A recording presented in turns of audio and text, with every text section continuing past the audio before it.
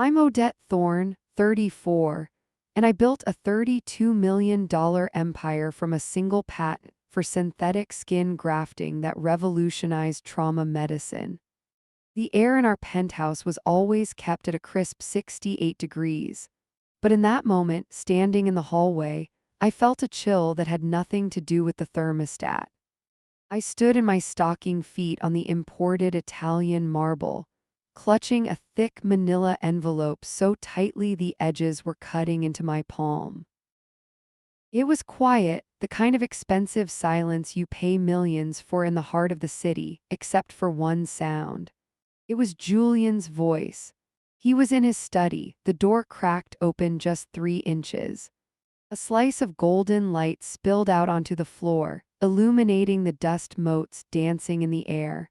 I had come home early from the lab to surprise him with a bottle of the vintage scotch he loved, the one that cost more than my first car.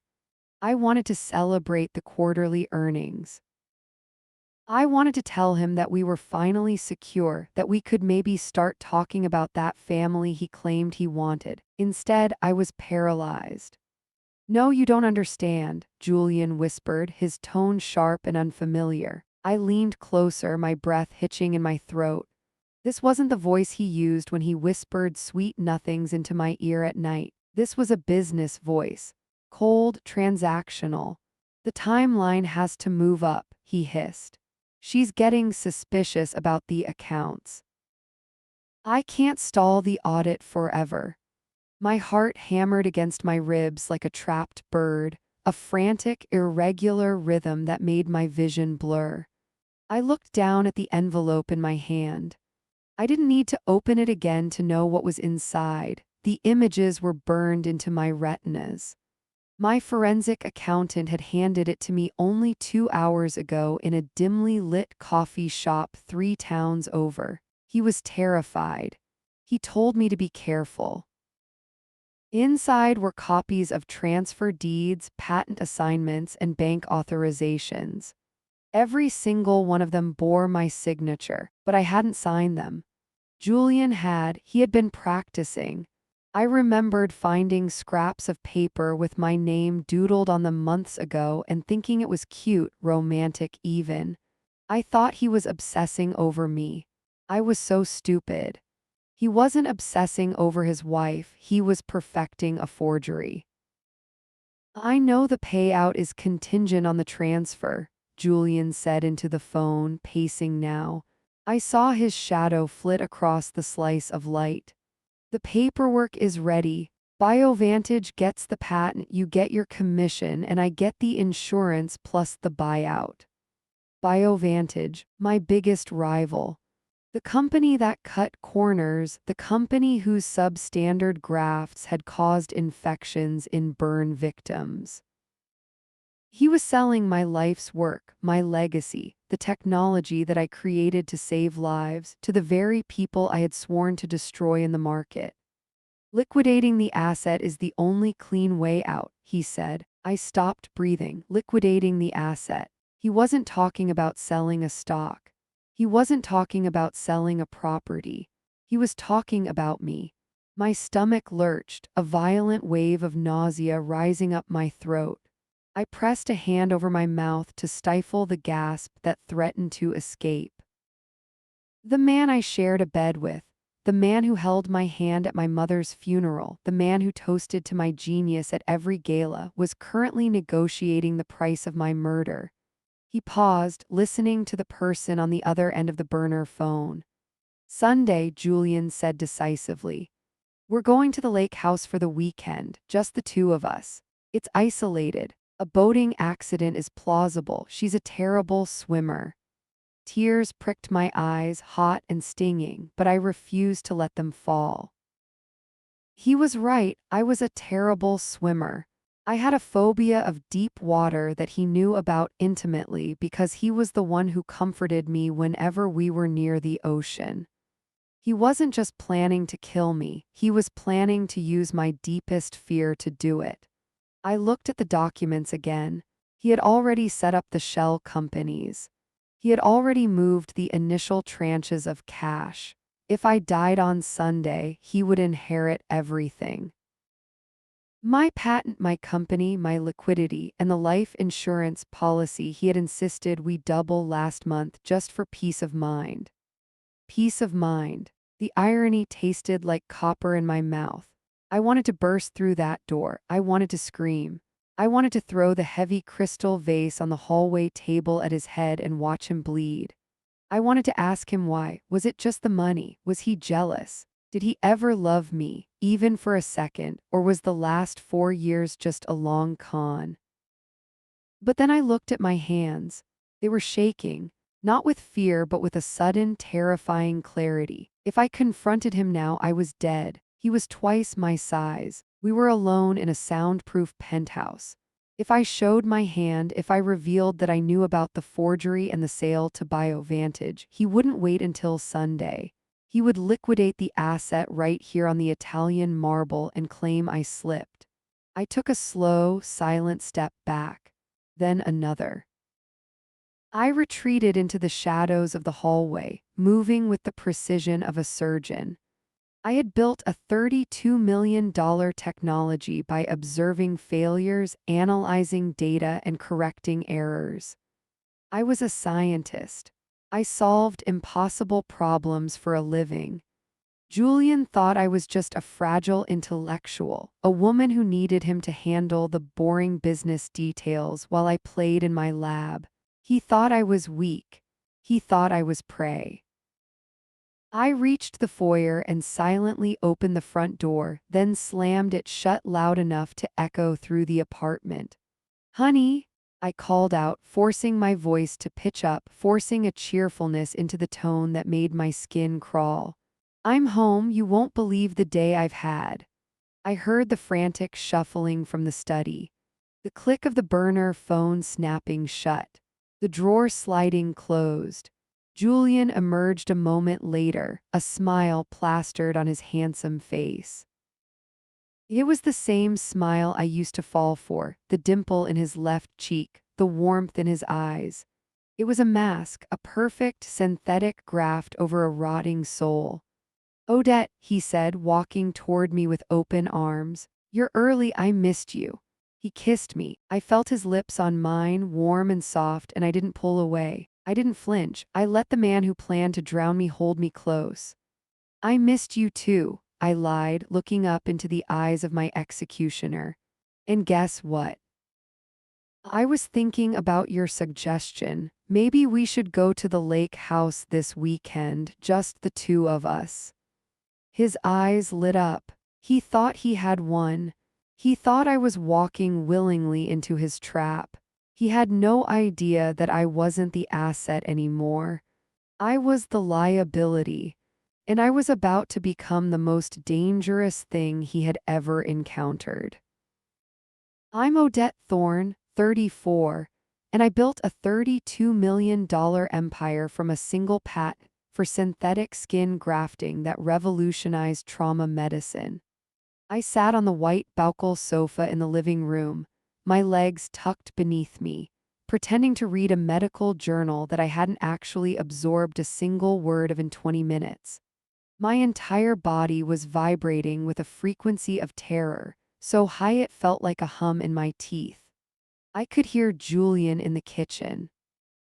The familiar sounds of our nightly routine, the electric kettle boiling, the clinking of a silver spoon against china, the heavy thud of the refrigerator door had transformed into a symphony of impending violence. Every muscle in my back was coiled tight, waiting for the blow, but Julian wasn't a violent man in the traditional sense. He was cleaner than that. He was corporate. He didn't like messes. "Here we go, darling." Julian's voice drifted in from the hallway, smooth as velvet. "I made your favorite, chamomile with a drop of honey. You seem stressed." I forced my diaphragm to expand, willing my heart rate to drop below a panic sprint. I had to be the loving wife. I had to be the unsuspecting victim. If I flinched now, the game was over and I would lose more than just my company. He walked into the room, and the first thing I noticed was his tie. It was silk, a deep crimson, and he was adjusting the knot with his left hand. His fingers were trembling. Just a fraction, a micro tremor that a normal person would have missed, but I had spent a decade analyzing tissue samples under high-powered microscopes. I noticed everything. He handed me the mug with a smile that didn't reach his eyes. His mouth curved upward, showing perfect veneered teeth, but his pupils were dilated, swallowing the iris. It was the look of a predator in the tall grass, holding its breath before the pounce. "Drink up," he urged softly, remaining standing. He loomed over me, blocking the light from the floor lamp. "It will help you sleep." I took the mug. The porcelain was hot against my cold palms. Steam curled up from the pale yellow liquid, carrying the sweet floral scent of chamomile and the sugar-heavy note of honey. But there was something else. It was faint, ghostly. To anyone else, it would have been masked completely by the heavy dollop of honey he'd stirred in. But I wasn't anyone else. I was a biochemist. I had spent thousands of hours in sterile labs, nose blind to formaldehyde but hypersensitive to anomalies. My olfactory bulb registered the intruder instantly: Prunus dulcis, bitter almond, cyanide. My stomach dropped as if the floor had opened up beneath the sofa. The timeline had changed. The phone call I overheard earlier had mentioned the lake house on Sunday, a boating accident. That was 3 days away. But Julian was impatient. He was greedy. Or perhaps he had sensed my hesitation in the hallway, the way my smile had faltered for a fraction of a second too long. He wasn't waiting for the weekend. He was trying to kill me right now in our living room on a Tuesday night. I felt a cold sweat break out across the back of my neck, dampening the hairline. My survival instinct screamed at me to throw the cup in his face, to run, to scream. But logic, cold and clinical, clamped down on the impulse. If I refused to drink, he would know I knew. And if he knew I knew, he would use his hands instead of the poison. I raised the cup to my lips, my hand shaking just enough to look like fatigue. "Thank you, Julian," I whispered, watching him over the rim. He leaned forward slightly, his breath held. He was anticipating the swallow. He was waiting for the chemical reaction that would stop my heart, eager to call 911 and play the grieving widower before my body was even cold. I tilted the cup. The liquid touched my bottom lip, just a graze. Then I let my fingers go limp. It was a calculated failure of motor control. I allowed the mug to slip from my grip, my wrist going slack as if exhausted. The bone china hit the corner of the heavy glass coffee table with a sharp crack, shattering instantly before tumbling onto the antique Persian rug. "Oh," I gasped, jerking my legs back. "Oh my God, Julian, I'm so clumsy. I'm so sorry." The liquid splashed across the intricate weaving of the rug, a silk masterpiece we had bought on our honeymoon in Istanbul for $40,000. I watched, horrified, as the liquid didn't just soak in. It reacted. A low, quiet hiss rose from the floor. The expensive fibers smoked faintly, turning a sickly, charred black where the tea made contact. It wasn't just cyanide. He had mixed it with something caustic, something to ensure the job was done quickly, likely to burn through the esophageal lining to prevent resuscitation. The smell of burnt wool and bitter almonds filled the space between us. I looked up at him, feigning absolute mortification. "Julian, the rug, I don't know what happened, my hand just cramped." He didn't speak. He didn't rush to get a towel. He didn't ask if I was burned. He just stared at the puddle. His face had gone pale, the blood draining away to leave him looking like a wax figure. But it wasn't fear I saw in his expression. It was a terrifying, blank hunger. He looked at the hissing stain on the rug with a profound disappointment, like a child whose ice cream had fallen in the dirt. He wasn't mourning the rug. He was mourning the missed opportunity to watch me die. The silence stretched, thick and suffocating. The mask had slipped completely. For 3 seconds I saw the monster he truly was, a man who viewed me as nothing more than an obstacle between him and a bank transfer. Then the mask snapped back into place. He blinked, shaking his head as if waking from a trance. He looked at me, his eyes cold and dead. "Accidents happen, Odette," he said, his voice void of any inflection.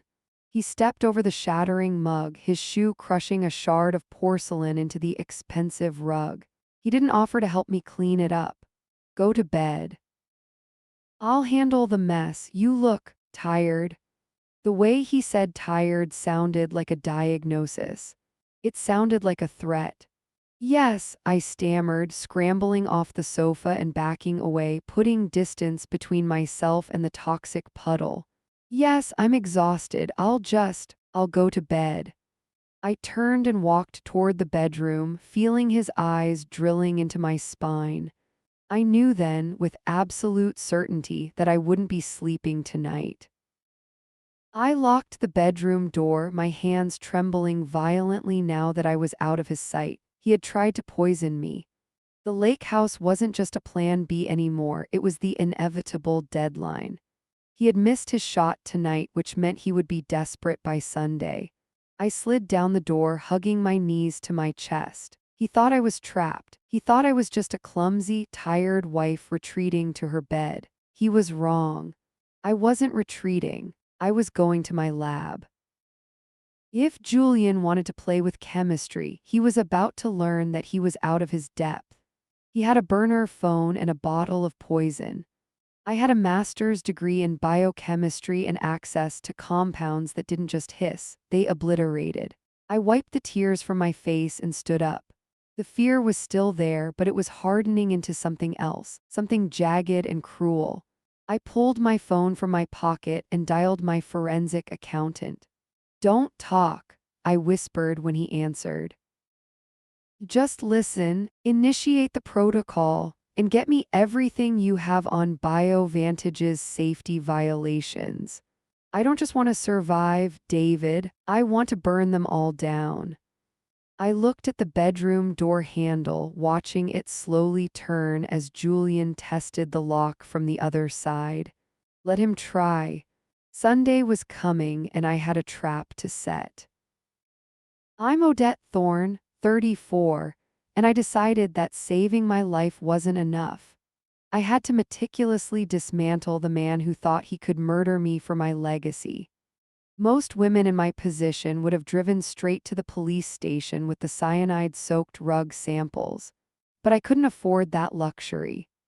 A restraining order is just a piece of paper to a man like Julian, and a public investigation would trigger a clause in my company's bylaws that would freeze my patent assets indefinitely.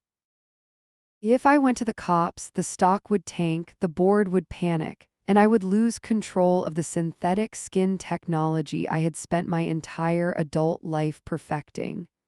Julian knew that. He was banking on my obsession with my work to keep me silent. So I stayed. I stayed in the house that smelled faintly of burnt wool and betrayal, and I went to work. Wednesday morning, Julian left for his squash game at the club.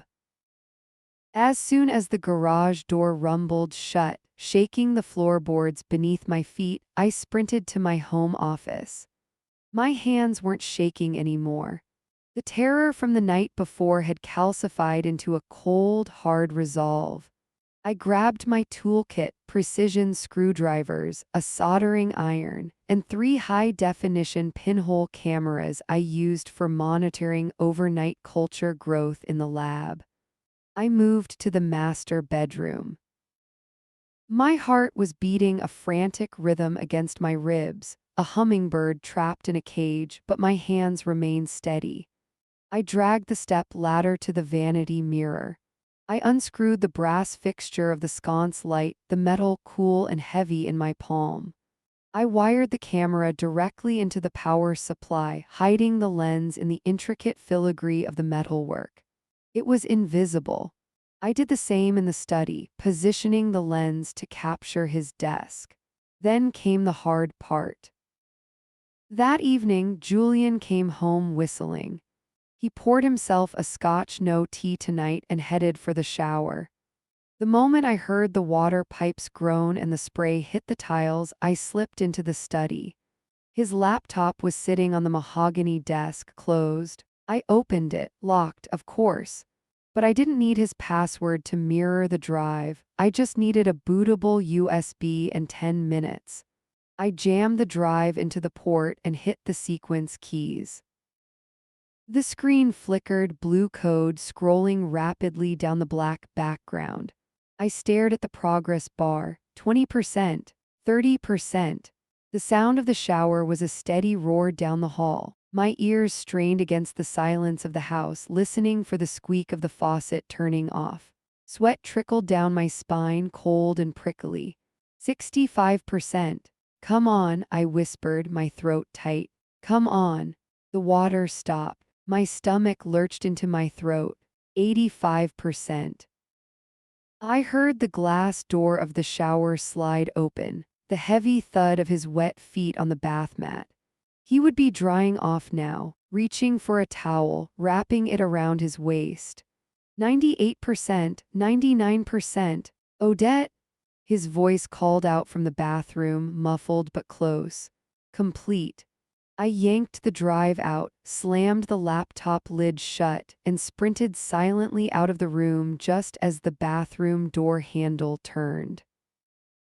I made it to the hallway, pressing my back against the wall, breathing shallow, silent gasps as he stepped out. A towel draped over his shoulders, looking toward the empty kitchen. I waited until he was asleep, his breathing heavy and rhythmic, before I retreated to the guest room and locked the door. I plugged the drive into my tablet and pulled up the feed from the bedroom camera I had installed earlier. What I saw made the blood freeze in my veins. The timestamp on the video was from 20 minutes before he came home. He was standing in front of the vanity mirror, still in his suit. He wasn't looking at himself, he was looking through himself. He slumped his shoulders. He contorted his face into a mask of utter devastation. I don't know how this happened, he sobbed to his reflection. The voice was broken, trembling. It was perfect. We were so happy. It was just a tragic accident. He held the pose for 10 seconds, tears actually welling in his eyes. Then abruptly his face went slack. The grief vanished instantly, replaced by a bored, critical expression. He leaned in closer to the mirror, inspecting his tear ducts, wiping the moisture away with a clinical swipe of his thumb. He nodded, satisfied with his performance. I felt bile rise in my throat. He was rehearsing. He was practicing the role of the grieving widower before he had even killed me. I fast-forwarded the audio log from his mirrored hard drive. I found a call recording from that afternoon. "The Caymans are ready, Julian," a voice rasped Sela's. I knew the name. He was a corporate broker known for dissolving assets in gray markets. But the buyer needs the source code for the grafting matrix, not the code hard copy. "You'll have it Sunday night," Julian's voice replied, smooth and arrogant. "She's bringing her laptop to the lake house. Once the boat capsizes." Well, in the confusion, things get lost. I'll hand you the drive, you wire the funds, and I play the distraught husband for the cameras. "And the wife? She won't be a problem," Julian said. I could hear the smile in his voice. "She trusts me. She thinks she's just tired." I paused the recording. The silence in the guest room was deafening. I stared at the screen, at the pixelated face of the man I had vowed to spend my life with. I waited for the heartbreak.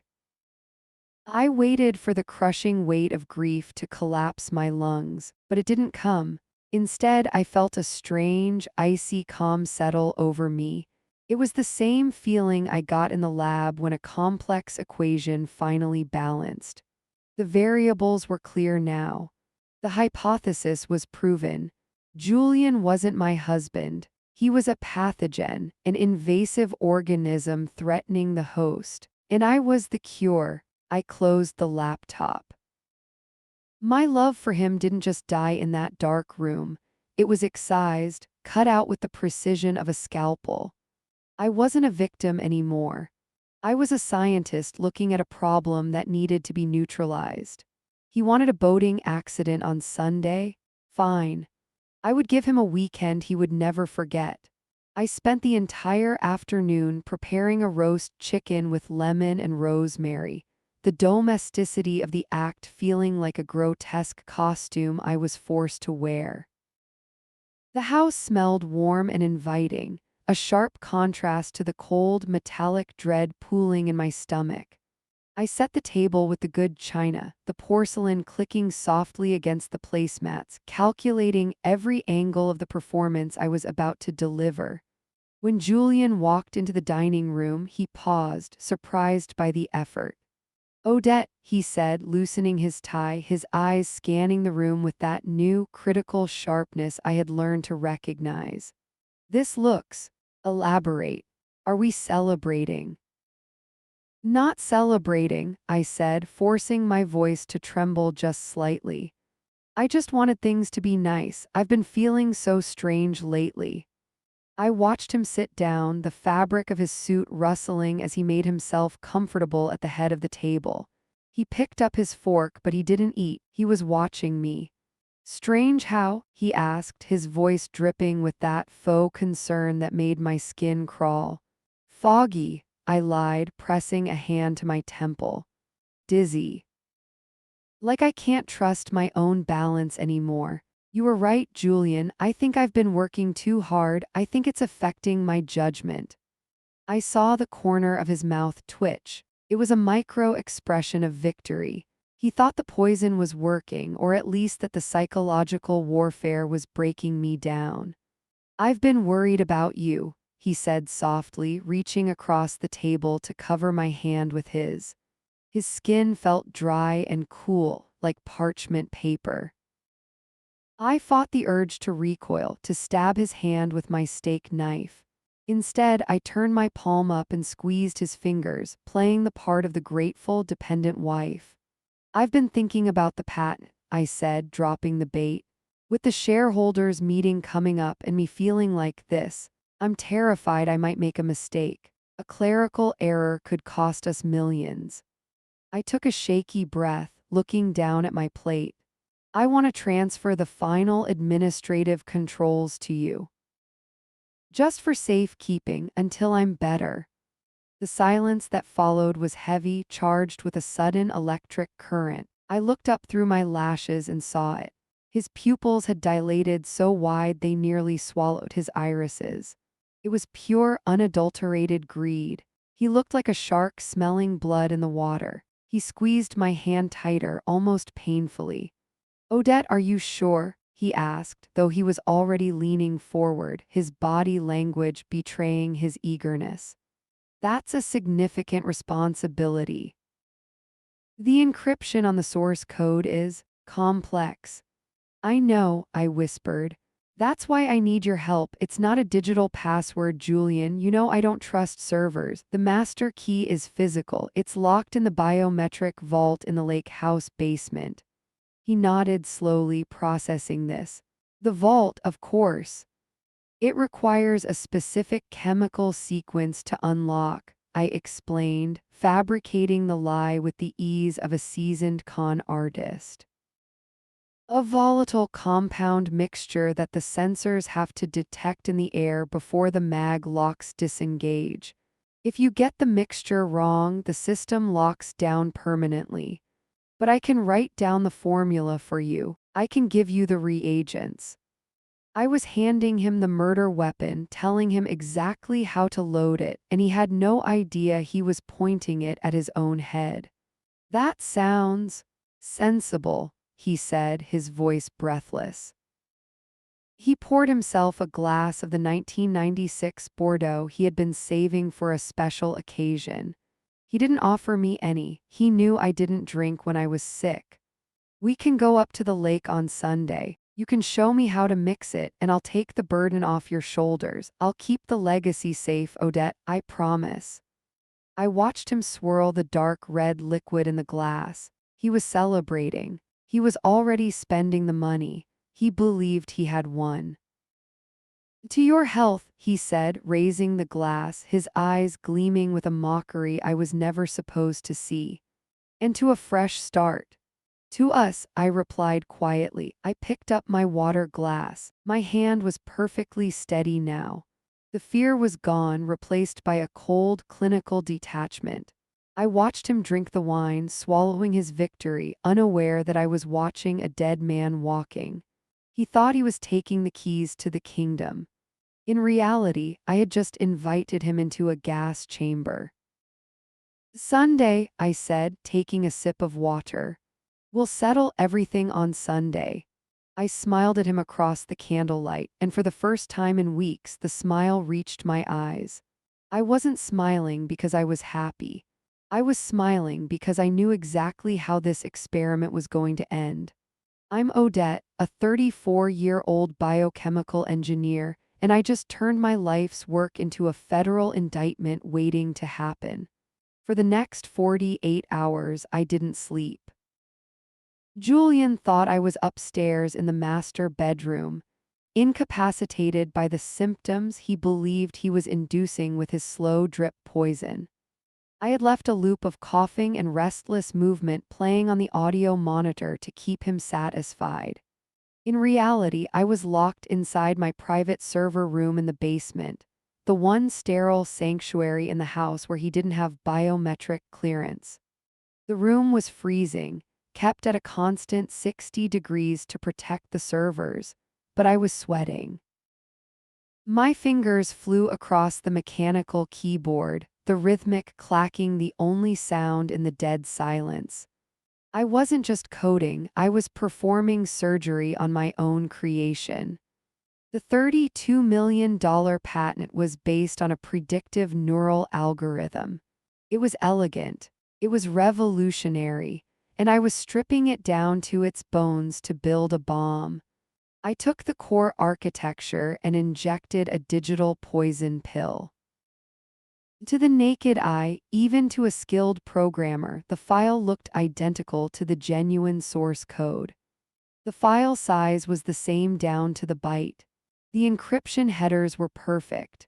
But deep within the kernel, buried under layers of dummy data, I planted a catastrophic kill switch. I felt a dark, manic grin tugging at the corners of my mouth as I wrote the execution script. If this code was accessed from an authorized server, my server, it would function normally. But I programmed a specific trigger for external environments. The moment Julian's buyer in the Caymans tried to run this on an unauthorized system, the code wouldn't just delete itself. It would scream. I keyed in the final commands. The software was now designed to bypass local firewalls and broadcast a distress signal directly to the FBI's cyber division. It would transmit the IP address, the physical geolocation, and the user's biometric data instantaneously. It was a digital suicide vest, and I was wrapping it in gift paper. My eyes burned. The blue light from the triple monitor setup felt like needles pricking my retinas, leaving permanent tracers in my vision. My head throbbed from dehydration and the sheer intensity of the focus, but I refused to stop. The adrenaline kept my blood boiling, a hot, rushing river that drowned out the fatigue. Every line of code I wrote felt like tightening a noose. I imagined Julian's face when the sale went through. I visualized the moment of triumph turning into absolute horror as the federal agents kicked down the door, armed with evidence he had personally delivered to them. I finally hit compile. The progress bar crawled across the screen. 98%, 99%, complete. I reached for the reinforced external hard drive, the hard copy Julian had promised his broker. I transferred the corrupted file onto it, watching the data stream flow like venom into a vein. This was the drive I would place in the lake house vault. The vault he was going to help me open. I pulled the drive out and held the cold metal against my feverish cheek. I felt a twisted sense of justice pulsing through me, stronger than any love I had ever felt for him.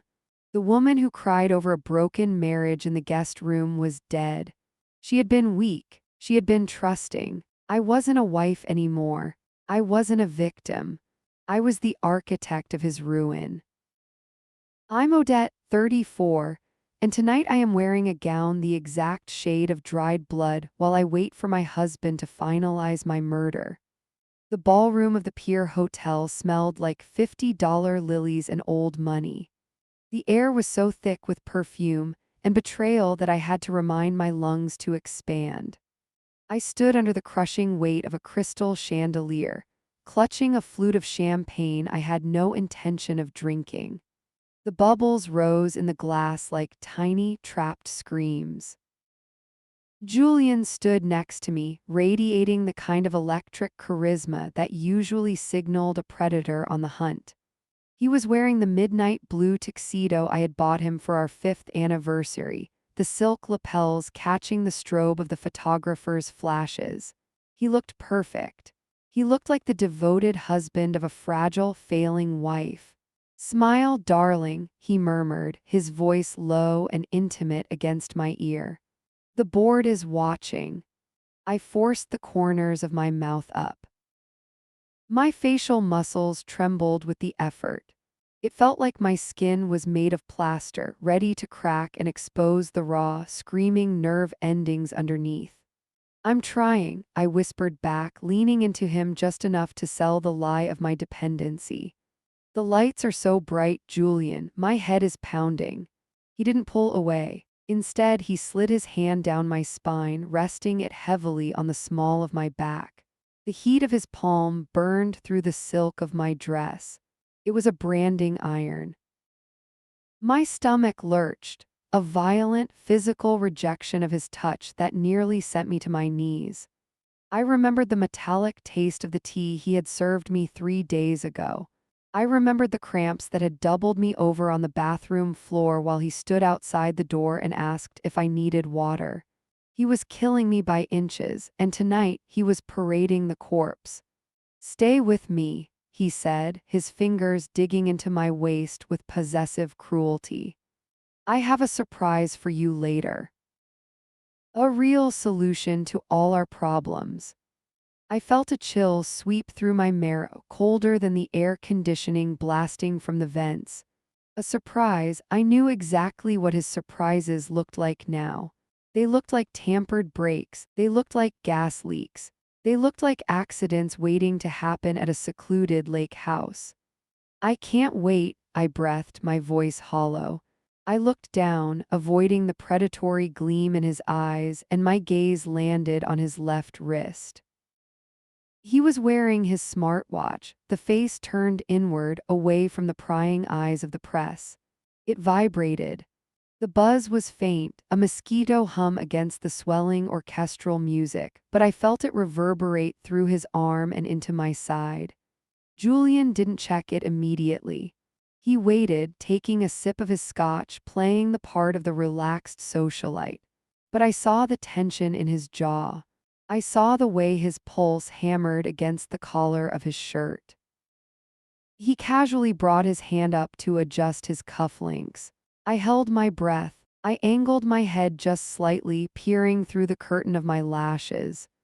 The watch face glowed with a single encrypted notification. It wasn't a text message. It was a status update from a secure server. Transfer pending, 98%. My heart slammed against my ribs like a trapped bird. He was doing it. Right here, right now. While holding his wife's waist and smiling at the donors, he was coordinating the final handoff of my life's work.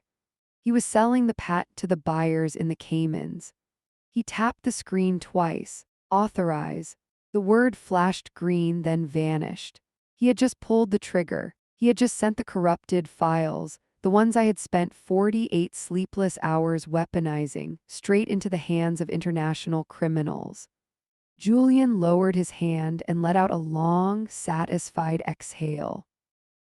He turned to me, and for a second his mask slipped. The concern vanished. The faux worry evaporated. In its place was a terrifying, triumphant blankness. He looked at me like I was already gone, like I was an obstacle he had already stepped over. "Are you ready to go?" he asked. "We have a long drive to the lake house, the vault, the final act." He thought he was taking me there to die. He thought he was driving me to a quiet, secluded place where my illness would finally, tragically overtake me. I looked at his hand, the hand that had poisoned me, the hand that had just stolen $32 million, the hand that was now offering to guide me to the car. I didn't tremble this time. The fear had calcified into something hard and sharp in my chest. It felt like a blade. "Yes," I said, my voice steady, cutting through the noise of the gala. "I'm ready." I took his arm. I let him lead me through the crowd of people who had no idea they were watching a dead man walking. I walked with my head high, the red silk of my dress rustling like dry leaves, hiding the fact that I was marching him toward his own execution. The trap was sprung. The FBI Cyber Division would be receiving the distress signal from the corrupted code within the hour. By the time we reached the lake house, his life would be over. But I didn't just want him arrested. I wanted him to know. I wanted to see the moment he realized that the wife he tried to erase had been the one holding the eraser. "Let's go home, Julian," I said, and I tightened my grip on his arm until I felt his muscle twitch. "I want to see this surprise. I'm Odette, 34, and tonight I am standing on the edge of a balcony while my husband prepares to murder me for $32 million.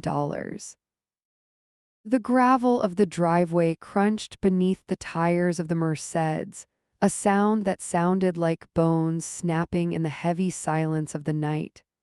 Julian cut the engine. The sudden quiet was suffocating. The estate loomed above us, a sprawling architectural beast of stone and glass that felt less like a home and more like the mausoleum he intended it to be. "We're here," he said, his voice tight. He didn't look at me. He was too busy checking his reflection in the rearview mirror, ensuring his mask was still perfectly in place. I saw the tremor in his hands as he unbuckled his seatbelt. It wasn't fear. It was the frantic, vibrating anticipation of a man who believes he is minutes away from getting everything he ever wanted. I opened my own door before he could come around to help me. I needed to feel the ground beneath my feet. My legs felt heavy, weighed down by the lingering effects of the arsenic he'd been slipping into my herbal tea for weeks, but my mind was razor sharp. The adrenaline coursing through my veins was the only antidote I had left.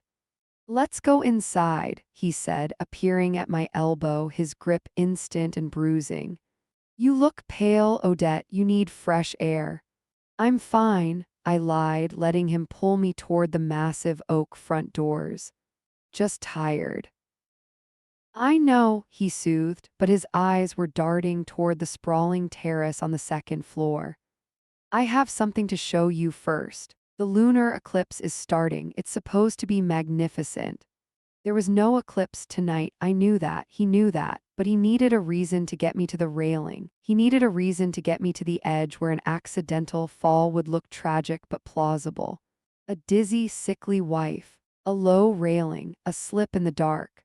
I let him lead me up the grand staircase. My heels clicked against the marble, a rhythmic countdown to violence. Every step was a battle against the instinct to run, to scream, to tear his eyes out right there on the landing. But I couldn't. The trap wasn't fully sprung yet. I needed him to commit. I needed him to believe he had won until the very last second. We reached the master bedroom, and he steered me immediately toward the French doors that opened onto the balcony. The wind was howling outside, whipping the heavy velvet curtains as he threw the doors open. The air was biting and cold, shocking my skin. "Come here," Julian beckoned, stepping out into the shadows. "The view is incredible." I stepped out. The wind whipped my hair across my face, blinding me for a second. The estate sat on a cliff overlooking the valley, and the drop from this balcony was 60 feet straight down onto jagged slate pavers. "Where is it?" I asked, my voice snatched away by the wind. "The moon." "Just wait," he murmured. He moved behind me. I felt his chest press against my back. It should have been a romantic gesture, the kind of embrace a husband gives a wife on a cold night. But I felt the rigid tension in his frame. I felt his heart hammering against my shoulder blades like a jackhammer. He wasn't holding me, he was measuring me. He was calculating the trajectory. "You've been so sick lately, Odette," he whispered, his lips brushing my ear. "So weak. It's hard to keep your balance, isn't it?" My blood turned to ice. He was writing the narrative for the police report while I was still breathing. His hands moved from my waist to my shoulders. His thumbs dug into the soft flesh near my collarbone. He nudged me forward. My hips bumped against the cold iron of the railing. It hit me just above the thigh, dangerously low. "Lean over," he commanded softly. "You can see it better if you lean." I looked down into the abyss. The darkness below seemed to swirl, waiting to swallow me whole. I felt his grip tighten. He shifted his weight onto his back foot, preparing for the shove. The leverage was perfect. One hard push and gravity would do the rest. My hand tightened around my phone, hidden in the folds of my dress. "Julian," I said, my voice cutting through the wind. "Hush, darling, look at the sky." He pulled his hands back for the strike. I spun around. The movement was so sudden, so violent, that he stumbled back a step, blinking in confusion. I didn't look like the dying woman anymore. I stood with my feet planted wide, my chin high, the wind tearing at my red dress like a war banner. I thrust the phone into his face. The screen was set to maximum brightness, a blinding rectangle of white light in the darkness. It wasn't showing the moon. It was showing the dashboard of his Cayman Islands holding company, the secret account where he thought my $32 million was waiting. "Look!" I screamed over the wind. He looked. His eyes squinted against the glare, trying to make sense of the numbers. "Balance $0. Status ASSETS frozen. Federal seizure initiated. Alert. Unauthorized biometric data logged." I watched the comprehension crash into him like a freight train.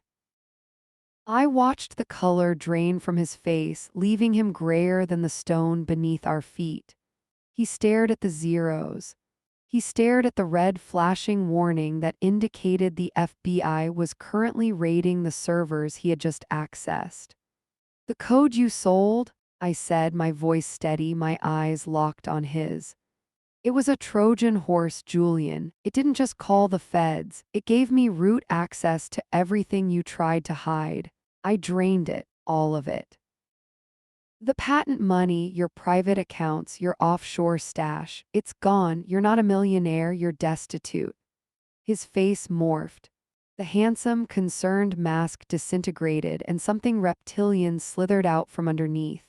His lips curled back from his teeth in a snarl that wasn't human. The affection was gone. The pretense was incinerated. All that was left was pure, murderous rage. "You think you're smart, Odette?" he hissed, the sound wet and ugly. He didn't look at the phone anymore. He looked at my throat. "I think I'm the one who wins," I said, bracing myself. "You bitch!" he screamed, the sound tearing out of his throat. He didn't hesitate. He didn't check to see if anyone was watching. He lunged. He moved with a speed that left me breathless, his hands hooking into claws, aiming straight for my windpipe. He wasn't trying to push me anymore. He wanted to crush the life out of me with his bare hands. I had 1 second. One heartbeat to react before the man I married turned me into a memory. I'm Odette, 34, and I just watched the love of my life realize he signed his own death warrant. He lunged. The scream died in my throat, replaced by a cold mathematical precision I didn't know I possessed. I saw his fingers hook into claws. I saw the veins bulging in his neck, pulsing with the violence he had hidden behind silk ties and expensive colognes for 3 years. He wasn't my husband anymore. He was a projectile. I didn't try to overpower him. I couldn't. He had 60 pounds on me and the desperation of a man watching his future evaporate. Instead, I dropped. I collapsed my center of gravity, twisting my torso to the left just as his hands snatched at the space where my neck had been a millisecond before. The air displaced by his strike rushed past my ear with a terrified whoosh. His momentum betrayed him. He slammed chest first into the iron railing, the metal groaning under the impact of his rage. "You!" he gasped, spinning around, his face a mask of purple fury. He raised a fist, preparing to finish what he started. Click! The world exploded into white. The motion activated perimeter floodlights, which I had ray-coded to trigger not on movement, but on a specific biometric distress signal from my smart watch, slammed on all at once. It was blinding. It was the brilliance of 1,000 suns tearing through the darkness of our private hell. Julian shrieked, throwing his hands up to shield his eyes, blinded by the sudden supernova. "What did you do?" he screamed, stumbling back, disoriented. "What did you do?" "Look down, Julian," I said. My voice didn't shake. My heart was beating a slow, steady rhythm against my ribs. He blinked, tears streaming from his eyes as he tried to focus on the lawn below. The floodlights illuminated the tree line with clinical clarity. They emerged from the shadows like ghosts. 1, 3, 12 federal agents. Their windbreakers emblazoned with the yellow letters that spell the end of a corporate criminal's life. FBI, they weren't running. They were walking. They had their weapons drawn, pointed directly at the balcony where the master of the house stood trembling. "No," Julian whispered. The word was a fragile thing, shattering as soon as it hit the cold air. "No, no, no." "You asked about the patent," I said, stepping closer to him. He flinched away from me as if I were the one holding the knife. He looked at me with wide, terrified eyes, the pupils pinpricks in the harsh light. "The file you just transferred to the rival firm?" I continued, locking eyes with him. "The one you thought contained my schematics. It was a zip file, Julian." He stared at me, his mouth opening and closing like a fish on a hook. "It contained every email you've sent to your offshore bankers," I told him, savoring each syllable.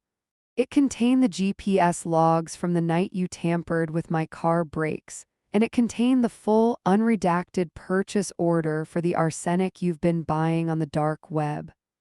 I watched the realization hit him. It was physical. It struck him harder than the railing had. He hadn't just lost the money. He hadn't just failed to kill me. He had personally delivered a digital confession directly to the servers of a company that was already under federal surveillance for industrial espionage. He had CC'd the FBI on his own life sentence. "You set me up," he wheezed. "I protected myself," I corrected. His legs gave out. He didn't fall gracefully. There was no cinematic slide. He simply crumbled, his knees hitting the cold slate of the balcony with a bone-jarring crack. He grabbed the hem of my red dress, his knuckles white. "Odette," he sobbed. The sound was ugly, wet, and pathetic. "Odette, please, baby, I love you. We can fix this. I was scared. I didn't mean it. Please tell them it was a mistake." He buried his face in the fabric of my dress, weeping like a child who had broken a vase. He was begging for the love we once had, invoking memories he had planned to bury along with my body. I looked down at the top of his head. I remembered how I used to run my fingers through that hair while he slept, wondering how I got so lucky. I felt nothing, no pity, no anger, just the cold breeze from the valley floor brushing against my bare arms. He was a stranger to me now. A parasite I had finally excised. I reached down. He looked up, hope flaring in his wet, red-rimmed eyes. He thought I was reaching to comfort him. He thought his charm still worked. I leaned in until my lips were inches from his ear. "You're feeling heavy, aren't you, Julian?" I whispered. He frowned, confusion warring with his panic. "What?" "Your legs," I murmured softly. "They gave out so easily, and your eyelids, they feel like lead weights, don't they?" His eyes widened. He tried to stand, but his limbs wouldn't obey. He slumped sideways against the railing, his motor functions failing in real time. "The tea," I whispered, the final secret. "The celebration tea you drank downstairs. You were so focused on poisoning mine, you never checked your own cup." "You poison me?" he slurred, his speech thickening. "No," I said, straightening up and smoothing my dress. "I'm not a murderer, Julian, I'm a scientist. It's a high-grade sedative, non-lethal, but very, very traceable." I stepped back as the front doors of the estate crashed open beneath us. The sound of boots thundering up the grand staircase filled the house. "It ensures you won't be able to run," I told him as his eyes rolled back, fighting the darkness. "And when they pump your stomach at the station, the toxicology report will prove you were incapacitated when they arrested you. No insanity plea, no heat of the moment defense, just a cold, hard, calculated takedown." I turned my back on him as the bedroom doors burst open. "FBI, hands in the air." I raised my hands, the red silk sleeves falling back to reveal my wrists. I didn't look back at the heap of a man on the floor. I was finally ready to breathe. "I'm Odette Thorne, 34, and tonight I stood on my balcony in a red silk dress and watched my husband's life end not with a bang, but with the metallic click of federal handcuffs." The sound was sharper than I expected. It cut through the chaotic noise of the wind and the shouting agents like a guillotine blade. I watched the lead agent, a woman with a face carved from granite, twist Julian's arms behind his back. The sedative I'd laced his tea with was hitting him hard now. His movements were soupy, his coordination gone. He thrashed like a fish dying on a deck, but there was no strength behind it. Just the sloppy, frantic desperation of a man who couldn't believe the script had been flipped. "Miss Thorne?" I didn't look away from Julian. "Yes, Agent Miller," the woman said, holstering her weapon now that the threat was neutralized. "We've secured the premises. Did he harm you?" "He tried," I said, my voice sounding distant to my own ears. "But he failed. They hauled him up. He couldn't walk on his own. My proprietary blend of valerian and benzodiazepines had turned his legs to rubber, so they had to drag him. His expensive Italian loafers scraped uselessly against the slate tiles of the balcony, leaving scuff marks that I would have to scrub off later. The thought was absurdly domestic. I'll have to clean that. It was the only normal thought in a sea of madness. Odette. His voice cracked as they dragged him past the threshold of the bedroom doors. It wasn't the smooth, baritone purr that had seduced me 3 years ago. It was a high, jagged shriek. "Tell them," he screamed, his head lolling back, eyes searching wildly for me. "Tell them it's a misunderstanding. Odette, don't let them take me." I stepped out of the shadows of the balcony and into the harsh, white glare of the bedroom lights. I wanted him to see me. I wanted the last thing he saw before they shoved him into the back of a squad car to be my face, calm, untouched, and utterly victorious. I stood there, smoothing the silk over my hips, looking down at him with the clinical detachment of a surgeon observing a tumor. "There's no misunderstanding, Julian," I said softly. He heard me, I saw the recognition in his eyes, the realization that there was no mercy coming. "You bitch," he howled, spittle flying from his lips. "You ruined everything. You're insane, she's insane, check her computer, she's the criminal." The agents didn't even blink.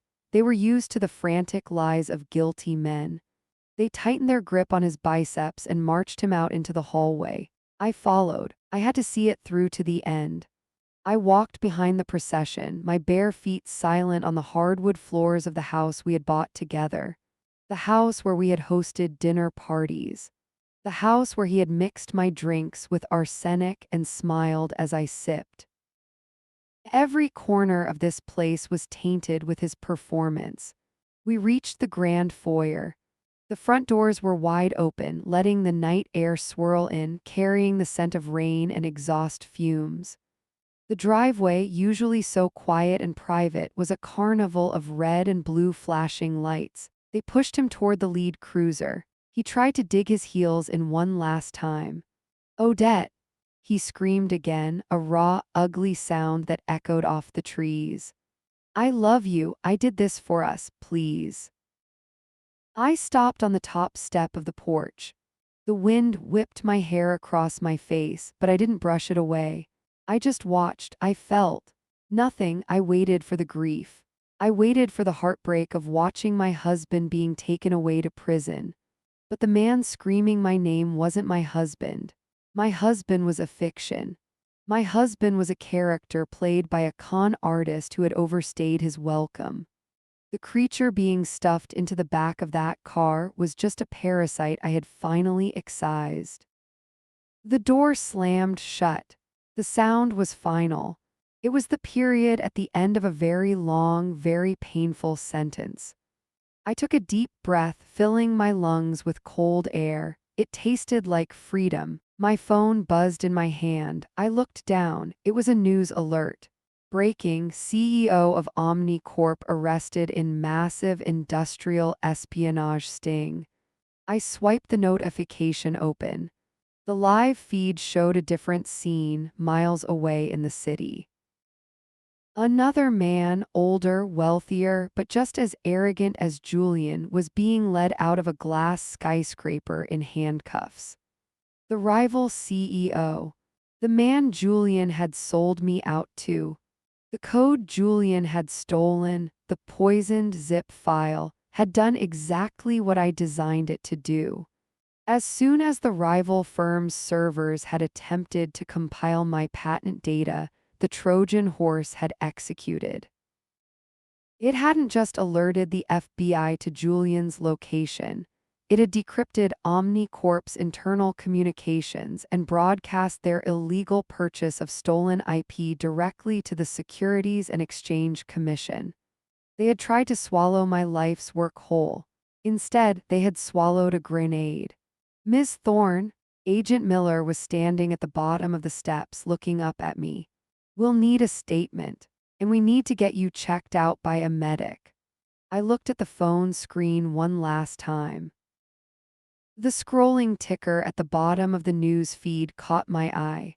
Sources confirm the cybersecurity trap was engineered by the patent holder, Odette Thorne, my name. They weren't calling me the victim. They weren't calling me the wife of disgraced executive Julian Thorne.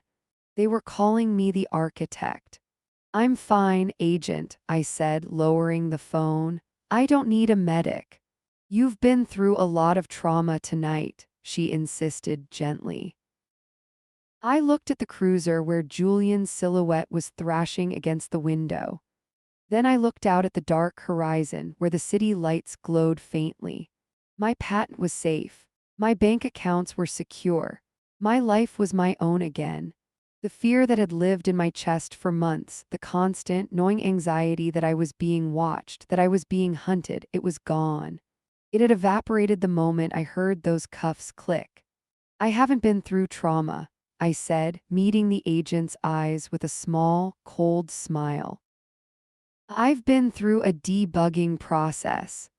I turned back toward the open door of my empty, quiet house. "I just deleted the error in the system." I'm Odette Thorne, 34, and I have learned that the most effective way to kill a monster is to let it choke on its own greed. The morning sun hit the floor to ceiling windows of my office with a brilliance that felt almost aggressive. For the last 6 months, sunlight had felt like a spotlight exposing me, making me feel vulnerable to the eyes I knew were watching. But today the light didn't burn. It illuminated. It washed over the mahogany desk, the stacks of legal briefs, and the single, pristine document sitting in the center of the blotter. The silence in the room was absolute. Yesterday, this silence would have terrified me. Yesterday, silence meant Julian was plotting. It meant he was creeping down the hallway in his socks, mixing powders into drinks, making calls on burner phones in the garage. But Julian wasn't in the hallway.